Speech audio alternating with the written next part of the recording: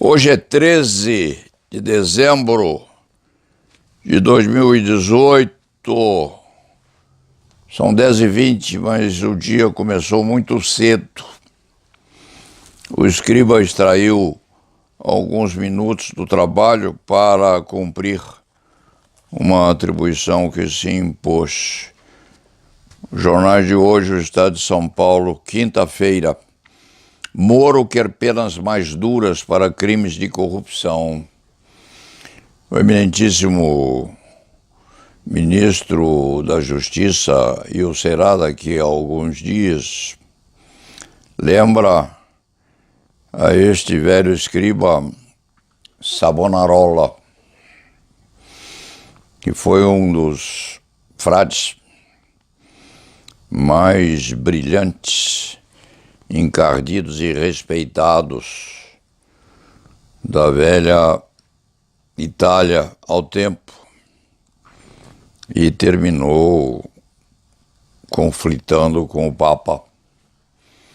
E no conflito com o Papa, evidentemente, ele perdeu.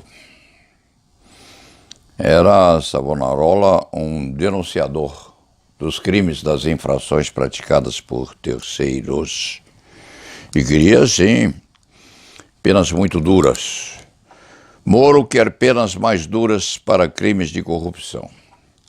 Se forem só para corrupção, até se admite, embora o escriba entenda que essas penas já são muito endurecidas, com buscas e apreensões nas casas dos hipotéticos bandidos, olhando-se até o galinheiro a ver se há galinhas furtadas dos vizinhos. Mas isso faz parte do endurecimento, buscando a honestidade do Brasil. Ver-se há o que vai acontecer, mas é o enfrentamento pelo ministro Moro de uma tarefa dificílima.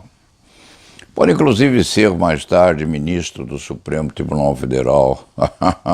Este escriba não é nenhum visionário ou nenhum João de Deus II, mas tem experiência de vida. Pode ser presidente da República, pode-se cumprir-lhe a promessa feita e pode ir ao Supremo Tribunal Federal na vaga que houver mais tarde. Mas é um jogo muito duro, um risco muito sério, porque renunciou à magistratura.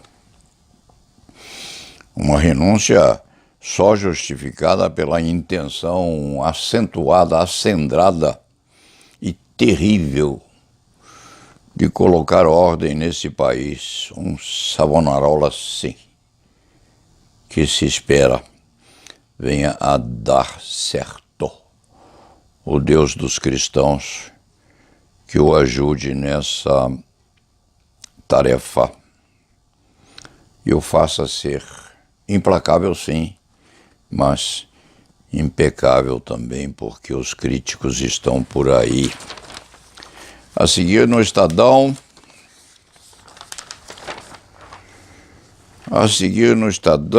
nós temos: tem de investigar todos da lista do COAF. O que tiver de ser, será. O que será, que será.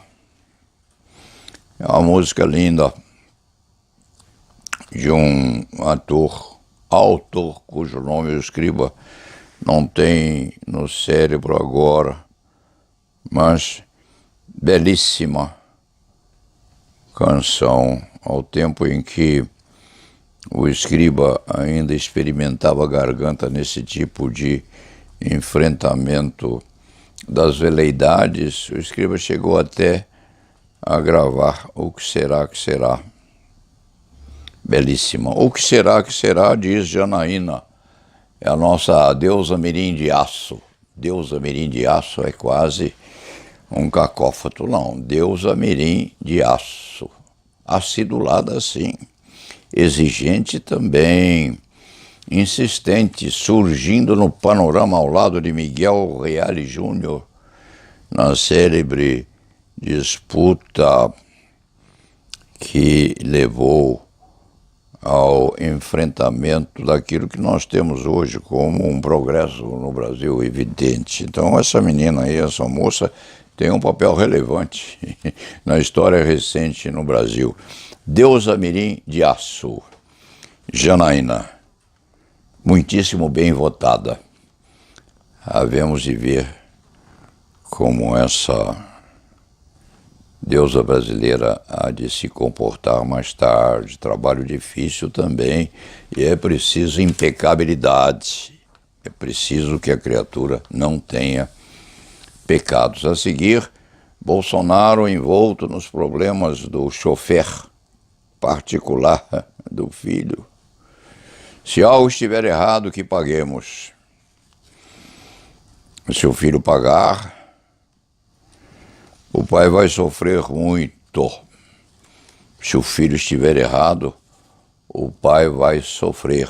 Mas, com certeza, há de sacrificá-lo, porque o pai se propõe a colocar ordem no Brasil. Inclusive está se esforçando para superar a colostomia. Vai conseguir, é preciso que se trate.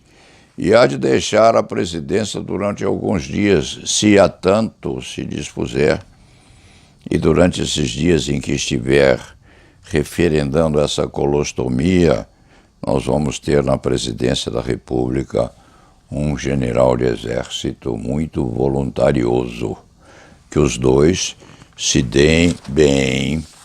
Lá à frente, no próprio jornal O Estado de São Paulo, Maduro, da Venezuela, está enfrentando a influência dos Estados Unidos da América do Norte no nosso Brasil. Há um plano entre Bolsonaro e América do Norte para derrubar Maduro. Quizá Maduro já esteja amadurecendo para isso, mas esse homem é um osso duro de roer.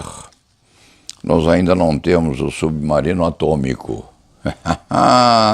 Havemos de tê-lo, porque na entrevista que deu a Roberto Medina, quiçá, o general falou no nosso submarino atômico, deve estar pronto para defender as águas brasileiras. Havemos de ver o que há de acontecer, mas sem guerra. Por amor aos nossos deuses da paz. Sem guerra e sem mirabolantes pretensões de conflito armado, porque já nos basta a Revolução de 30 e já nos basta a ditadura recém-destruída pela hipotética redemocratização do país. A seguir, João de Deus volta a Badiânia e se diz inocente. O Ministério Público quer a prisão dele. O Ministério Público pede a prisão preventiva de João de Deus.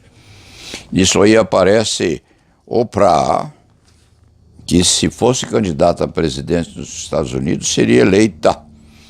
Ela presenciou operações mediúnicas de João de Deus em 2012. Tirou de seu site, de seus vídeos, essa experiência lá em 2012 e espera que a justiça seja feita. Ela defende as mulheres violentadas ou com a sua liberdade sexual posta em risco. E por fim, independentemente da intervenção da OAB quanto ao acesso de armas, é preciso que os advogados do Brasil tenham muito cuidado com eventual abraço no futuro presidente da República. Muita prudência, porque seria a fraternidade entre a ordem dos advogados e a expectativa de um militarismo que pode dar errado lá na frente. Nosso presidente e o futuro que vem por aí, que é do Sul, que tenham uma precaução enorme, porque a farda e os advogados dificilmente se dão bem a prazo médio. Este escriba não é nenhum João de Deus, mas é antigo, é velho no ramo da advocacia e sabe das coisas. Mas dia menos dia nós vamos brigar. A ordem e Bolsonaro vão brigar. É ver como vai acontecer, quando vai acontecer e o que os advogados vão de fazer. Falando em advogado, nós temos aqui, ao fim, duas expectativas. A primeira correspondente a 3 anos de reclusão impostos nos Estados Unidos ao ex-advogado e colaborador de Trump, porque teria pago 2 meretrizes que teriam coabitado com Trump às vésperas ou na entre-safra das eleições que puseram Trump como presidente dos Estados Unidos da América do Norte. Enfim, o advogado pagou a elas pelo silêncio e foi condenado a 3 anos de reclusão em razão disso. Foi condenado a 3 anos de reclusão em razão até mesmo cresce de delação. Um advogado delatando o cliente. Que coisa terrível lá nos Estados Unidos. Aliás, a advocacia dos Estados Unidos é diferente da nossa. Aqui nós temos 5 anos mínimo, já se pretendeu que fossem 3. Lá nos Estados Unidos são só 3 anos, a prestação de um exame no próprio tribunal ou na Ordem dos Advogados de lá, uma Bar Association, uma coisa qualquer assim, meio deletéria, e lá se vira advogado. Os criminalistas têm muita possibilidade de êxito na América do Norte. O nosso colega foi condenado a 3 anos de prisão, entregou o chefe. Entregou o chefe. Aqui, o advogado morre com segredo, vai para o túmulo com segredo, carrega toda a parafernália que obteve durante toda a vida e leva a parafernália para o caixão. Lá não. Lá o colega parte para a delação. Premiada, quiçá, porque foram só 3 anos. Contato com prostituta, pagamento em dinheiro pelo silêncio da prostituta ou das prostitutas, e se verá o que vai acontecer agora com o presidente lá nos Estados Unidos da América do Norte, porque isso é suficiente lá para o impeachment. Valham os céus para que não aconteça o pior. Para alguns, o melhor. E Trump resiste lá com o arcabouço da sua cabeleira loira. Aqui Gilberto Gil, grande prêmio da crítica, um cantor, compositor excepcional. Por fim, para terminar a crônica de hoje, fale-se em Jorge Amado. Jorge Amado está aqui ao fim do jornal Estado de São Paulo do dia 13, que é hoje. O escriba, quando pensa em Jorge Amado, relembra Saramago, as duas criaturas que povoam permanentemente o cérebro deste velho cronista Jorge Amado e José Saramago. Jorge Amado com Dona Flor e seus 2 maridos, Vadinho e o doutor Teodoro. Doutor Teodoro, muito contrito, muito prudente, Vadinho, aquele tresloucado que fica em cima do armário, vendo Dona Flor. E José Saramago, com Blimunda e Baltazar. Este antigo escriba da advocacia criminal teve uns 3 cães que eram especialmente adorados pelo escrivinhador enquanto este era moço. Qual era o nome dos cães?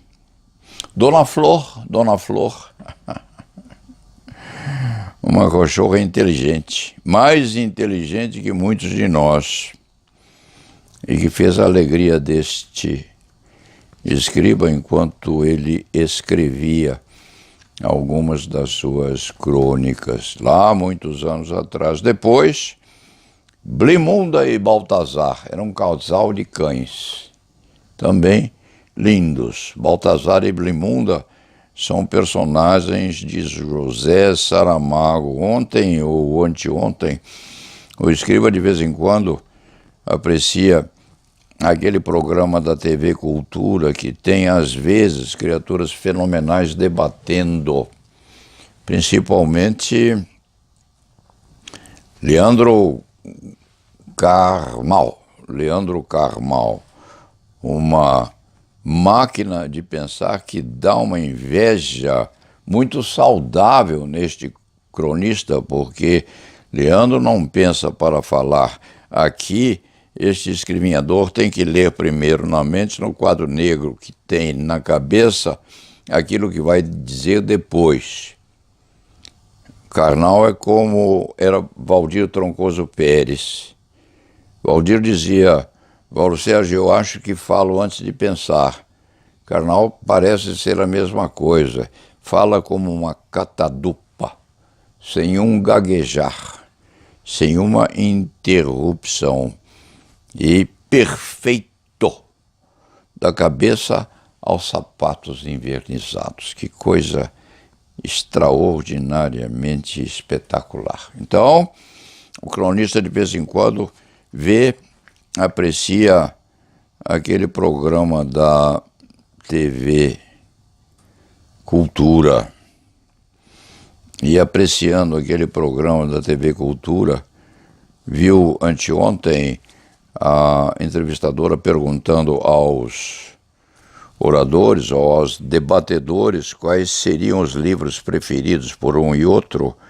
Então, Saldiva, que é muito competente, aliás, muito inteligente e muito elogiado por este escriba, deu a sua obra preferida. O outro entrevistado, que também é um rapaz muito inteligente, deu a sua preferência. Este escriba continua vincado em Dona Flor e seus dois maridos, que é lido o livro e revisto, e toda vez que tem saudades de Dona Flor, o escriba volta a Jorge Amado e a José Saramago, que é brilhante quando inventa Blimunda e Baltazar. Baltazar envelhece, Baltazar é crucificado, é posto na cruz como Jesus Cristo, lá numa praça principal de Lisboa, e Blimunda comparece. Blimunda pergunta a Baltazar, ou qualquer coisa parecida, ou o escriba às vezes fabula, e ela pergunta o que vai na alma de Baltazar enquanto ele está crucificado e já morrendo. E ele diz: hoje você pode saber tudo aquilo que me vai no coração, ou diz coisa parecida, porque o escriba é fabulador. E nesse tipo de fabulação, às vezes ele inventa, e quando inventa, deforma até mesmo a vocação do autor principal.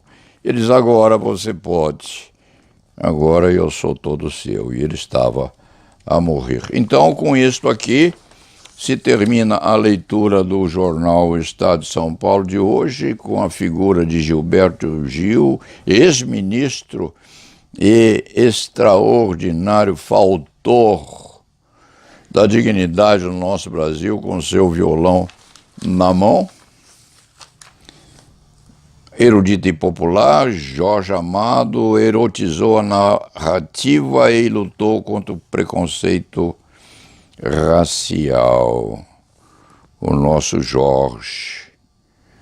O cronista tem, de Jorge Amado, um guardanapo enorme de linho, contendo uma dedicatória de Jorge Amado a ele, numa vetusta oportunidade em que estiveram juntos lá na terra desse autor maravilhoso. E deixou essa dedicatória que está pendurada, o guardanapo foi enquadrado, está pendurado à entrada do escritório, com a letra e o autógrafo do criador de Dona Flor e seus dois maridos, Vadinho e Teodoro. Vadinho é aquele tresloucado que aparece de vez em quando. Teodoro que está sempre, sempre. E aparece facultativamente às quintas, obrigatoriamente aos sábados e domingos. Vamos ao trabalho e la nave va.